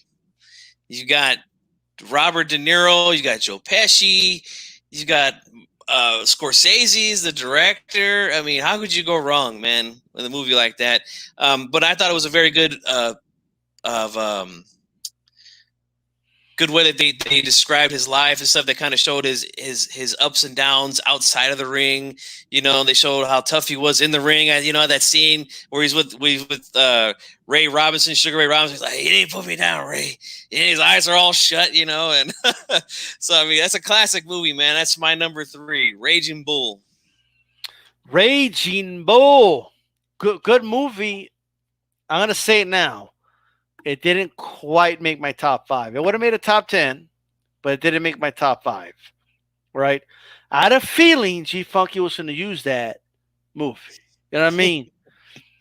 But good movie. I mean, don't get me wrong, a lot, but I think people overrate it when they say it's number 1. You know, that's just my personal opinion. I get that it's a classic and all that, but that's my opinion, right? But here's one that I think is severely, severely underrated. A movie that I love and I love watching it. Russell Crowe, Cinderella Man, right?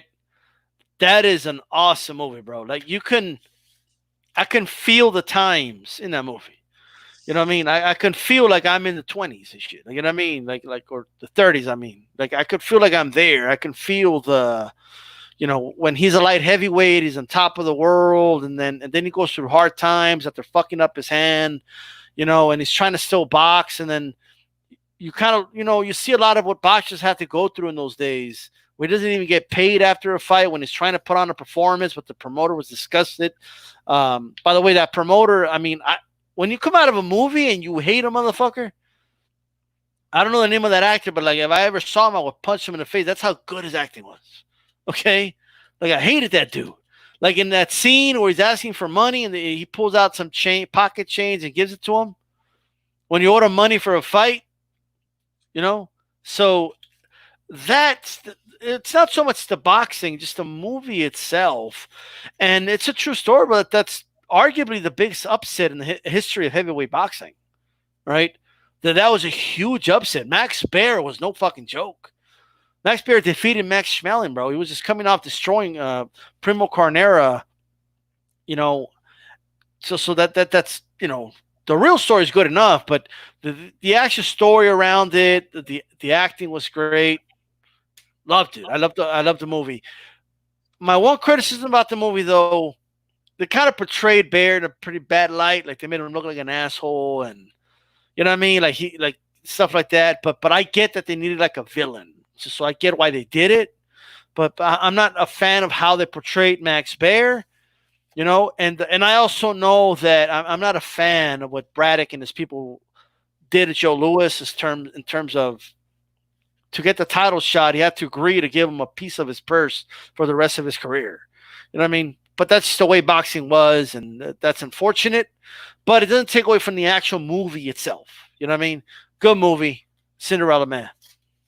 Yes, good movie, great actor, Russell Crowe in that movie, and just since we have so many Sacramento natives in the chat, and I'm one myself, I have to throw this out there. Max Baer did reside here towards the end of his life, and we also have a park in South Sacramento, which is the area I grew up in, Max Baer Park. So shout out to Max Baer, and that was a huge upset, man, and great movie for sure.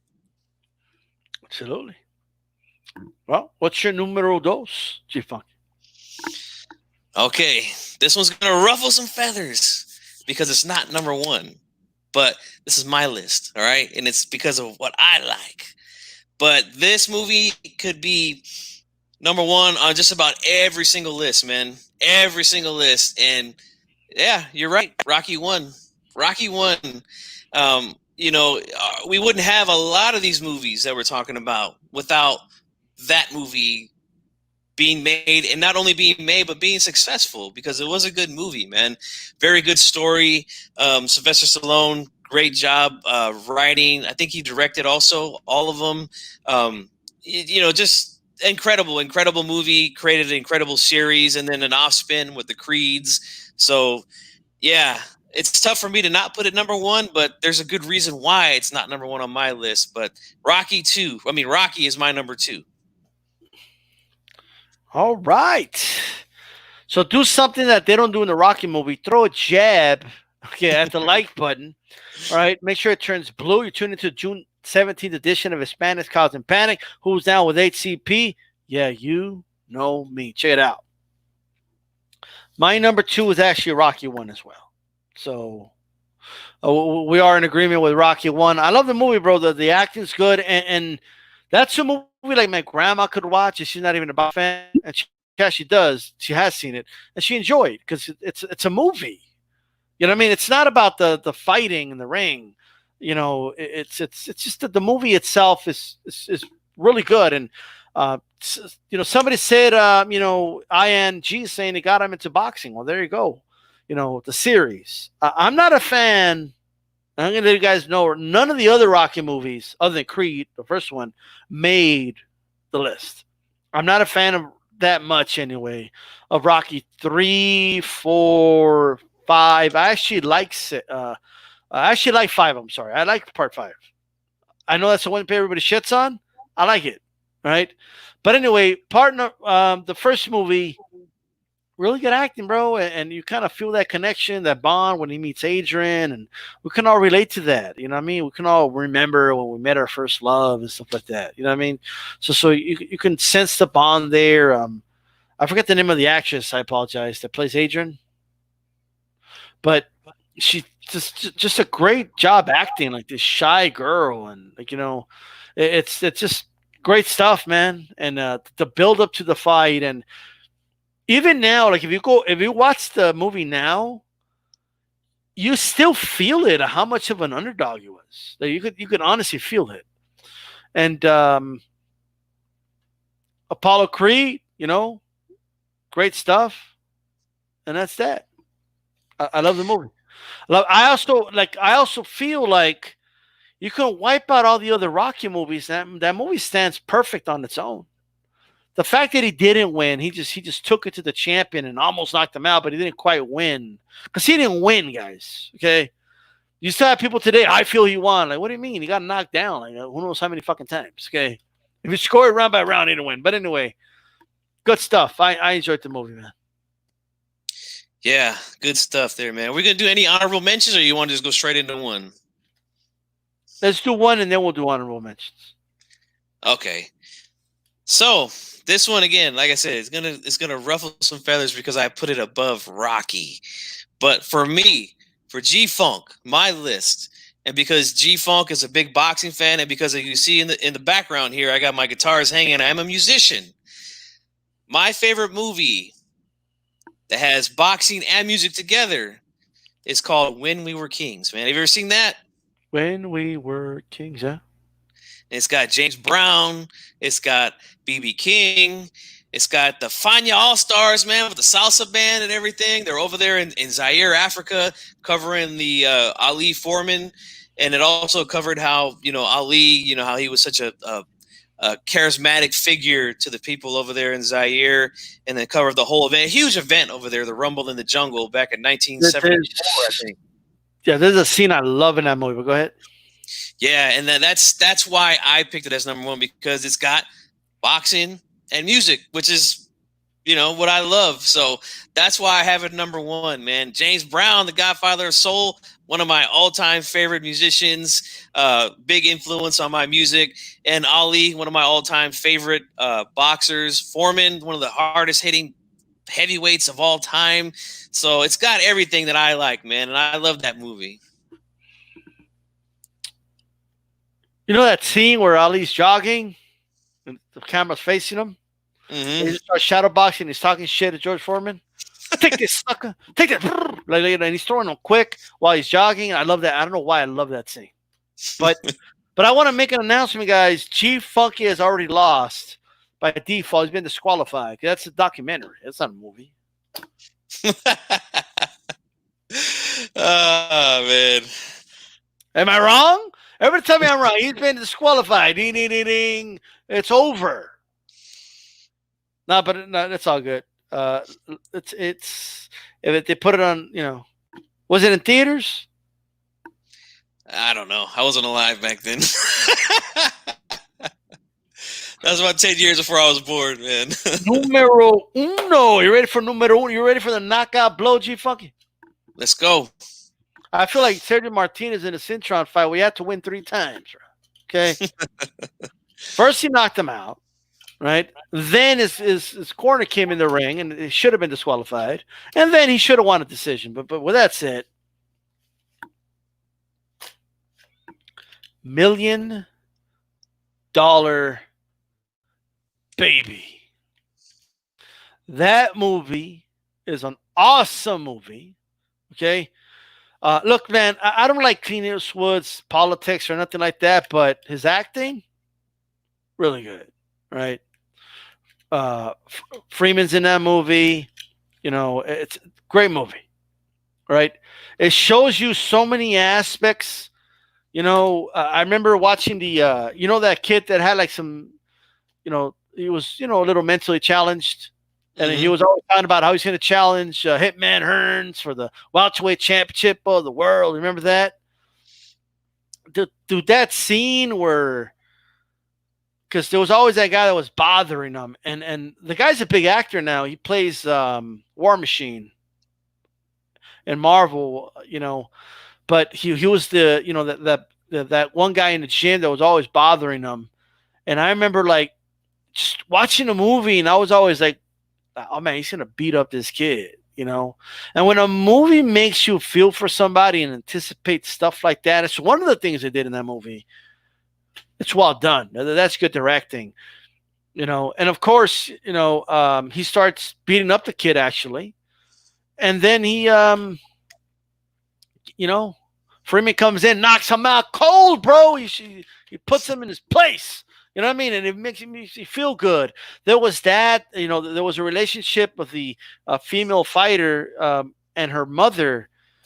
Dude, when she bought like her mom the house, and her mom would like got mad at her for it because she's gonna lose her welfare check and stuff like that. God damn, like you know how pissed off I was. Like it's a movie, and I'm feeling these emotions. You know what I mean? And you know why? Because dude, I know people like that. And it's frustrating, and so that was great stuff, bro. And then there was a scene where she's in the hospital after she hit her neck on a stool, and the mom comes in. They went to Disneyland, and they went to all these places, right? And then she came to see her daughter. And then I remember when, like, the actor that plays that's played by Clint Eastwood's like trying to intervene, like to look out for her, and she tells him to leave the room. I'm thinking she's gonna sign off like all her royalties to her, and I was so pissed off, bro. But then she tells her to go fuck herself. You know what I mean? And the mom and the sister, they leave all pissed off, and he walks in and he goes, "Should somebody count to 10?" You know what I mean?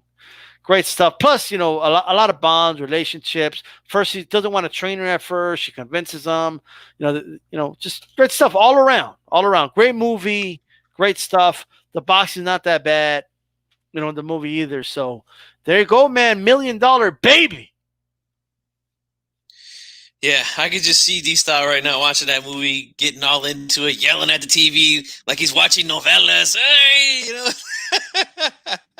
But that is a good movie, and that's one of my mom's favorite movies to watch is The $1 Million Baby, man. Good movie, man. But we know what your mom's going to vote in the poll. We already know. I already got a vote on deck. Right. But there you go. But yeah, what's your honorable mentions, man, as far as movies, if you have Well, any? there's definitely Raging Bull, shadow of a doubt. Rocky 2. Rocky 2 was okay. Um, Not the other Rockies. I mean, the other Rockies, I just see them like action movies, but I wouldn't put them up there personally. Man. The Harder They Fall, good movie. The Great White Hope, good movie as well. Yes. Okay. What are some of yours? Those are a lot of them that you just named. I was going to say Great White Hope, and you said it right there. Jack Johnson, the first African American heavyweight champion. Oh, they don't Great call flick. him Jack Johnson though. They call Yeah. him. They call him something else in the movie, but yeah. Yeah, good movie. But for me, one of the ones that I didn't put on here in the top 5, but one of the guys in the chat said how Rocky influenced him to watch boxing was Rocky 4. I mean, when I was training with my cousins when we were teenagers, watching those training scenes that they were doing, like just real inspirational, and we bought the soundtracks, we was working out, listening to the music and stuff, so that's one of them that I wanted to throw out there too, is Rocky 4. So, did you like Southpaw? Remember that movie? I didn't see it because I just haven't seen it. No. I couldn't get into that movie, man. I don't know what it was. I just couldn't do it. Dickstown. That's a good one. That's a good one. Yeah. Yeah. There's this.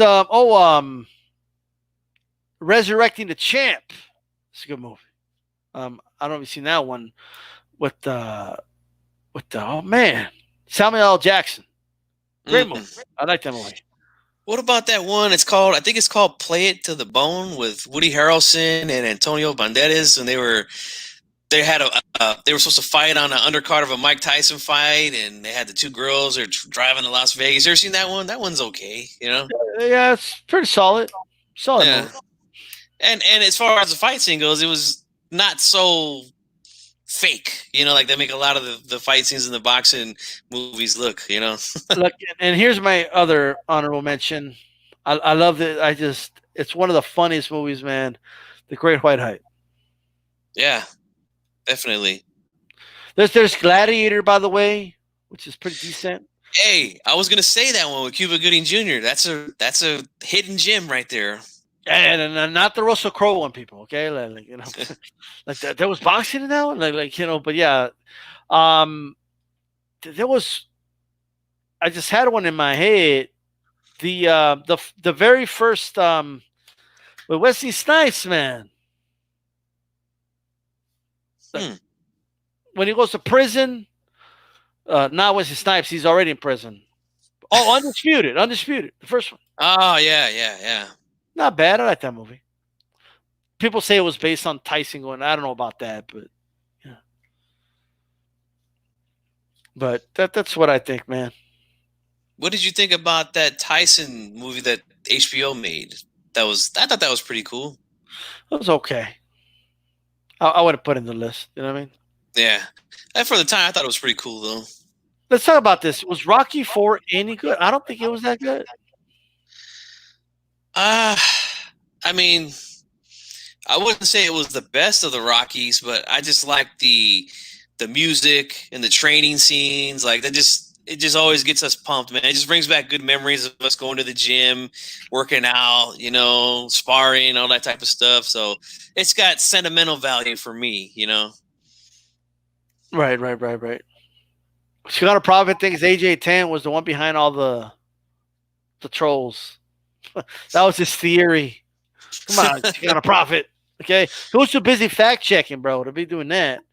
But man, good list, guys. Two different lists, obviously. So I'll put a poll up and stuff like that to see what you guys think, and we'll go over it next week. See who wins, man. I'm not. I'm just. The training montages were fun and all that, but the whole movie was a montage. Like the whole movie, like everything's a montage. Like them arriving to Russia was a montage. The whole fight's a montage. Everything's a montage. So I'm just not. I don't know, man. I know it was the most successful Rocky movie in terms of financial. You know what I mean? It was up there, but hey, what about Rocky 5? Did you like Rocky 5? I actually like Rocky 5. I really do like that one. For some reason, it just grew on me as a kid. I had the VHS. I mean, I watched that movie 100 times probably, man. Tommy Gunn, the late Tommy Morrison. I thought he acted pretty good in that movie for being just a boxer and not an actor, man. I thought he did a pretty good job of acting in that movie, even though he was acting to be a boxer, and he is a boxer, but still, I thought he did a good job, and I really do like that one. Is it me, or like I was so annoyed by Adrian in that movie? Like, she was getting on Rocky for shit that, like, everything. like what do you mean? He's trying to, like, do something with this fighter, and you're yelling at him that he's not spending enough time with his son. Like, but when he tried, like, she yelled at him when he was trying. He dressed up as Santa and all that. Mm-hmm. He dressed up as Santa, and his kid told him off. And then she yells at him, like, you're losing your family, Rocky. What are you doing? Yeah, you're losing us. Yeah, that's a good movie, man. I like it. I know a lot of people that are into the Rocky series. They put that one kind of at the bottom, but I don't know, man. I like it. I really do like it. You like the street fight? Yeah, that's a pretty cool scene, man. Different. Then they have the flashbacks with Mick, get up, you son of a bitch, Plus that scene where Rocky goes into the old gym and it's all busted up, and he sees himself in the ring with Mick, and he's, that's when he tells him, get up, you son of a bitch. Like, that always gets me a little misty-eyed, man, because the way that Mickey speaks to Rocky right there that's almost the exact way that my grandfather would speak to me anytime he was trying to teach me something, whether it be like cause he kind of taught me about boxing when I was little, but about just working things in general that he was trying to teach me, Yeah. He's just old school that way, so it just reminds me of my grandfather, man. He passed away almost 2 years now, but it just reminds you of him, man, so much. Yeah. Well, I'll tell you what, though. I do like the ending where Duke's like mocking Rocky, like, "Oh, hit me, I'll sue." And he just punches him. He says, "Sue me for what?" For He didn't have it. Jupiter B says, "Salute to the Spanish cause in panic." Rocky 4 is my favorite.